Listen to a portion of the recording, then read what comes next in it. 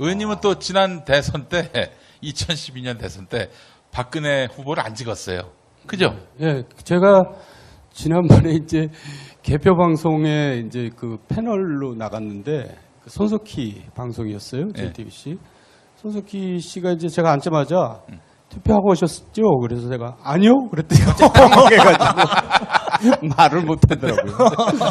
근데 한나라당 의원이면서 박근혜를 이제 찍을 수가 없었어요. 왜냐하면 박근혜를 너무나 잘 알기 때문에. 그리고 저는 그때부터도 이제 박근혜는 대통령이 돼서도 안 되고 될 수도 없다고 이제 생각을 했는데 같은 당인데 됐긴 했지만 예. 끝을 못 볼 것이다라고 얘기를 했는데 결국 끝을 못 봤고요. 그래서 그때 이제 국회의원이 투표장에 안 갈 수는 없잖아요. 네. 네. 투표장 우리 동네 투표소인데 정도는 이제 기자들이 기다리고 있잖아요. 지역신문 기자들이. 네. 그래서 가긴 갔는데 찍을 수가 있어야지. 그래서 그냥 중간에다 찍고 왔어요. 아, 그러면 대선 무효표.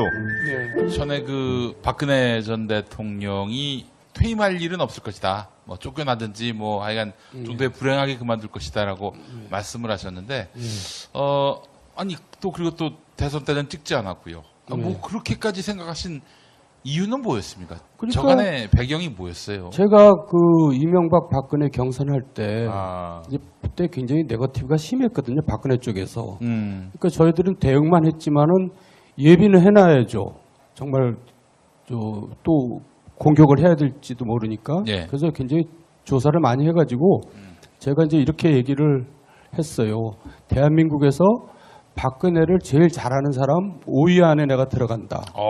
제일 잘하는 사람 누구겠어요? 일단 본인일 거 아니에요. 예. 그 중에 5위 안에 들어가는데 박근혜를 딱 모습을 보니까 그 당시에 그게 이제 2007년 6년대 아니에요? 그렇죠. 예. 그냥 지금 사고 날 때 그 모습이었어요. 아. 네. 그냥 그러니까 뭐 세상 문자 하나도 모르고 예. 철부지고 예. 그냥 그 최태민 일가에 그냥 그 노예가 돼가지고 꼭두각시 노름하는 그런 사람이었거든요. 꼭두각시 노릇하는 것이다. 네, 그때부터 저는 그걸 알았죠. 예. 박근혜 전 대통령과 이명박 전 대통령을 비교하시면 네. 이명박 전 대통령에게 훨씬 많은 점수를 주시겠군요. 당연하죠. 박근혜 대통령은 일반인으로서도 세상을 살아갈 능력이나 이런 게 없는 사람이고 MB는 어쨌든 방향이 틀렸든 좋든 방향이 마음에 들든 안 들든 굉장히 세상살이에 능수능란한 사람이고 일을 되게 잘하는 사람이고 특히 프로젝트 같은 거는 굉장히 처리를 굉장히 아주 능숙하게 아주 능력 있는 사람이죠. 뭐 언론장악 프로젝트는 탑입니다, 진짜. 그러니까 이제 제가 말하는 거는 뭐 없어요. 아니 그런 일은 잘 못해요. 왜냐하면 이제 예를 들어서 청계천 프로젝트 이런 걸 잘한다는 얘기고 언론 장악 이런 거는 저는 이제 조금 언론적인 얘기지만은 아니 일을 잘하면 언론에서 잘 써줄 거 아니에요. 예. 일을 잘할 생각을 안 하고 언론을 장악해가지고 그래갖고 잘 된 거 봤어요? 예. 어느 정권에? 나는 그게 정말 웃기는 것 같아요. 그러니까 오늘 자기네들이 도움 받으려고 언론을 장악했는데 결국은 뭐 지지율이 올라간 적도 없고 계속 하향 곡선 긋다가 결국 뭐 이제 인기도 없이 그냥 결국 국민들한테 그 손가락질 받으면서 퇴임하거든요.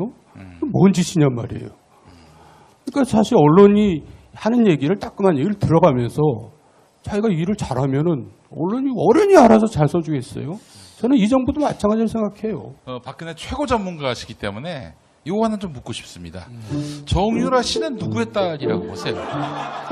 근데 그거는 보면 알잖아요. 보면 안다. 왜?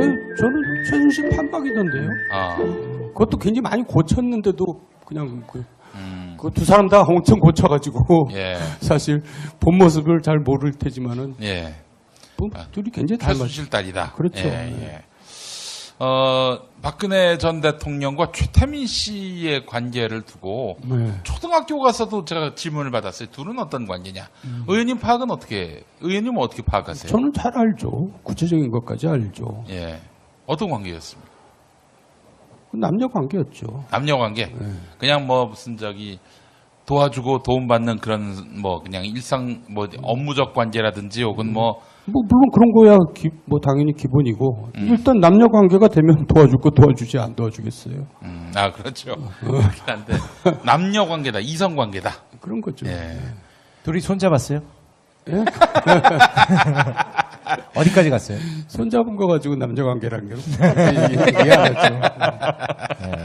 아니 그런데 중요한 거는 뭐냐면 최태민 씨에 이어서 그의 딸 최순실에게까지 사실상 정신적 그 지배를 받았다는 거라는 말씀이죠. 네, 그러니까 그게 굉장히 미스테리한 부분이에요. 예. 그게 대를 이어서 그렇게 사로잡힐 수가 있나? 근데 그게 현실이었으니까요.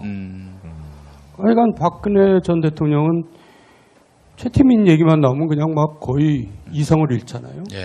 네. 그러니까 이제 최면술이 대단한 거죠. 그래서 저는 최태민과 이제 비교하는 게 저기 고려시대 때 신돈 그리고 또 러시아의 라스푸친하고 비교하잖아요. 근데 네. 최태민이가 신돈하고 라스푸친보다 훨씬 더 센 것 같아요. 박정희가 말년에 최태민을 어찌할 수 없는 지경에까지 이르렀다는 얘기가 많았습니다. 그 말년, 그 박정희 말년기에 최태민은 어떤 존재였는지. 결국 박정희의 죽음은 최태민으로부터 비롯된 거죠. 그러니까 뭐 다 아는 얘기지만 간략하게 정리를 해드리면 이제 최태민 때문에 이제 사람들이 이제 걱정이 태산 같았던 거예요. 이제 그 정부 여당에 있던 사람들이 웬만큼 알려져가지고 그 걱정만 하지 누가 가서 뭐 얘기를 합니까? 근데 이제 김재규가 이제 나선 거죠. 총대를 맸어요. 총대를 맨 거죠. 예. 그 조사를 해가지고 이제 보고를 했더니 박정희 대통령이 얼마나 머리가 아프겠어요. 그러다가 친구까지 했는데 박근혜가 막 울면서 막 그러니까 자식은 어떻게 할 수가 없거든요. 저도 자식 키워보지만 자식 이기는 부모 없어요. 네. 그러니까 이제 임자는 그렇게 할 일이 없나 이제 이렇게 결론이 난 거 아니에요? 네. 그 박정희 죽는 날 어떤 일이 벌어졌냐면 삽교천에 가서 개통식을 했잖아요. 기공식을 예. 경호실장 하던 차지철이가 이제 이 김재규를 핍박하기 시작하죠. 왜냐하면 차지철하고 최태민하고 박근혜하고 이렇게 다 한패였거든요. 그래가지고 이제 그날 중앙정보부 무슨 행사가 있었어요. 그러니까 네. 대통령이 하는 행사가 있었는데 헬기를 타야 될 거 아니에요. 근데 차지철이가 김재규를 헬기를 못하게 한 거예요. 밀어버린 거죠. 갖고 중앙정보부 행사에 대통령하고 차지철이하고 참석하고 정작 중앙정보부는 참석을 못한 거예요. 나중에 차 타고 이제 쫓아오다 보니까 김재규가 얼마나 열받았겠어요. 그래갖고 거기서 이석을 잃고 총 들고 간 거죠. 거기서 그래가지고 그날 11일 그날 이제 그 일이 일어난 거거든요. 그러니까 따져보면은 사실 최태민이 일 때문에 결국 박정희가 죽음을 당한 거고 예. 거기에는 일말의 책임이 있는 거죠. 박근혜가. 예, 이후에 이제 박정희 대통령 서거 이후에 그 뭐 최태민 씨가 강원도로 끌려갔다는 얘기도 있었고, 그 다시 이제 돌아왔을 때 그로부터 최태민 씨가 죽을 때까지 한 집에 살았습니까? 박근혜하고 최태민하고? 아니 그 차로 한 5분 거리에 살았죠. 5분 거리 집에 있었군요. 예. 아니 근데 뭐 저기 박지만 씨가 만나러 가려고 해도 만나게 해주지 못했다. 최순실 쪽에서. 만나게 해주지 않은 게 아니라 이미 예. 박근영, 박지만하고 박근혜하고는 원수가 돼 있었어요. 왜냐하면 유경재단 사태 때. 예. 그 7.16 나고 사실 이제 뭐 그동안에 쫌쫌이 알려졌지만은 박정희 대통령 재산이 뭐 9억인가 뭐 나왔다는 건 그건 사무실 금고에서 나온 돈이고 예. 원래 이제 그러니까 청와대 사저 거기에 이제 많은 돈이 있었죠. 채권 이런 식으로 그거를 이제 그날 밤에 실어 날랐다는 거 아니에요. 아 최태민 일가가. 네. 그러고는 이제 그게 최태민 일가의 이제 재산의 지금 기본 종잣돈이 된 건데 그거를 박지만이나 박근영한테는 단 1푼도 안 준 거예요. 그리고 정말 힘들게 살았죠. 박근영도 이혼하고 힘들게 살았고 박지만도 마약하게 만든 것도 최태민 짓이라는 얘기가 있어요. 그러니까 이제 일종의 장자 상속권을 박근혜에게 갖게 하기 위해서 예. 박지만이를 망가뜨려서 금치산자로 만들어 가지고. 금치산자로 마약을 하게 만들고 박근영도 결혼해서 살았는데 뭐 이상한 소문을 남편한테 얘기해갖고 이혼 당하게 만들어서 하여간 그리고 되게 어렵게 살았어요. 아, 이 재산이 저쪽으로 넘어가지 네. 못하게. 그러다가 유경재단 90년대 초에 사태 나면서 원수가 돼갖고 지내서 뭐 만나러 가고 뭐 그럴 사이가 아니었죠. 의원님, 그 90년대 초반에 나온 책 중에 평범한 가정에서 태어났더라면이라는 책이 있는데 그 책에 보면은 박근혜 씨가 잉태를 시사하는, 임신을 시사하는 그런 내용이 나오는데 뭐 박근혜 전 대통령에게서 뭐 글쎄 그 전역 전 의원은 이제 주장하기를 그 아기를 낳아본 여자로서 아는데 뒤태만 봐도 뭐 안다 뭐 아기를 낳는지 안 낳는지 뭐 예. 그런 얘기도 한 적도 있었는데 낫다는 거야, 저희들끼리. 낫다는 거예요, 그 얘기가. 그러니까 전역 주장은 낫다는 주장이죠. 근데 사실 이제 그때 뭐 제가 처음 하는 얘기입니다. 오늘 한 얘기가 처음 하는 얘기가 많은데 이쪽에 편안해서 예. 그때 이제 저희도 그 딸로 추정되는 이제 제보가 들어왔어요. 그래가지고 이제 그때 이제 이대 다니는 학생이었는데 여학생인데 그래갖고 이상하게 82년생인가 그렇죠? 예 82년생인데 그 80 몇 평 되는 그 청담동 고급 강변 빌라에 혼자 살아요. 근데 아버지는 이제 그 옛날 박정희 대통령 당번병 했던 그리고 박지만 회사의 사장을 지냈던 그 딸로 돼 있는데 왜 거기는 저기 타워팰리스 살거든요. 근데 거기서 안 살고 대학생 혼자서 80평짜리 살아요. 갖고 지나간 얘기죠. 우리가 일주일 동안 잠복근무까지 시키고 그랬어요. 살이에 능수능란한 사람이고 일을 되게 잘하는 사람이고 특히 프로젝트 같은 거는 굉장히 처리를 굉장히 아주 능숙하게 아주 능력 있는 사람이죠. 뭐 언론장악 프로젝트는 탑입니다, 진짜. 그만큼 그러니까 이제 제가 말하는 거는 뭐 없어요.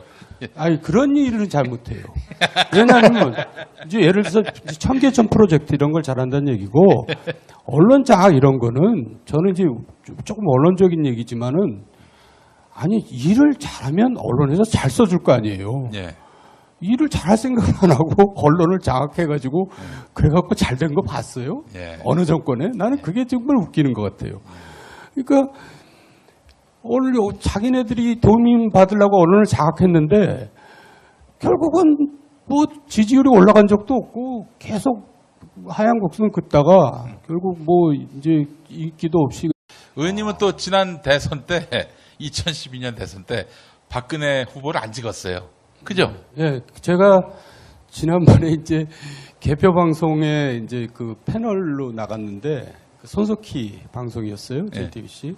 손석희 씨가 이제 제가 앉자마자 투표하고 오셨죠? 그래서 제가 아니요. 그랬더니 갑자기 당황해가지고 말을 못 하더라고요. 근데 한나라당 의원이면서 박근혜를 이제 찍을 수가 없었어요. 왜냐하면 박근혜를 너무나 잘 알기 때문에. 그리고 저는 그때부터도 이제 박근혜는 대통령이 돼서도 안 되고 될 수도 없다고 이제 생각을 했는데 같은 당인데. 됐긴 했지만 예. 끝을 못 볼 것이다라고 얘기를 했는데 결국 끝을 못 봤고요. 그래서 그때 이제 국회의원이 투표장에 안 갈 수는 없잖아요. 네. 네. 투표장 우리 동네 투표소인데 정도는 이제 기자들이 기다리고 있잖아요. 지역신문 기자들이. 네. 그래서 가긴 갔는데 찍을 수가 있어야지. 그래서 그냥 중간에다 찍고 왔어요.